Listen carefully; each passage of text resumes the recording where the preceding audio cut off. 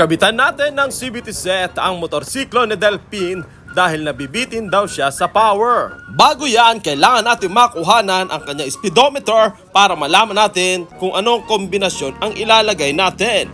Sa kasamaang palad, ang speedometer niya ay 0 pa rin. Hindi gumagalaw, feeling ata nito ABS type ang kanyang motorsiklo. Nagpapanggap na yun, Max. Naka 59 daw ang block niya kaya ibigay natin ang tunay na ligaya.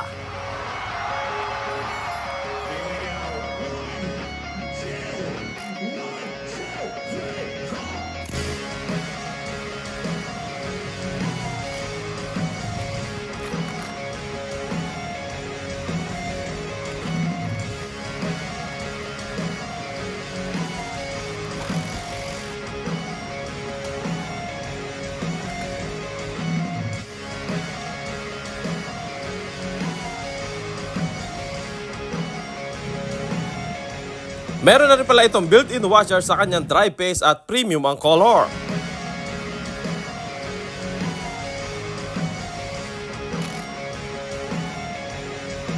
Push start muna tayo para umangat ang belt. Ayaw umi-start.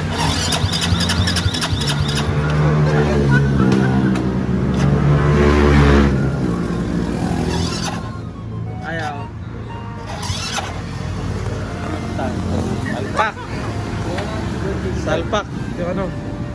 Pinasalpak ko na nga ang crankcase cover at marami tayong audience gusto nilang malaman kung ano magiging resulta sa paglalagay natin ng CVT parts. Sinabihan ko si Delphine na 6 na tornilyo muna at ang sagot niya, boss, 5 nga lang ang tornilyo na ito eh. At pinakik ko na nga sa kanya, sabay samahan mo ng push start para matesting na. Dahil wala naman silang body cam, meron tayong cameraman. Hindi makahataw, parang may angkas na drum ng jatot.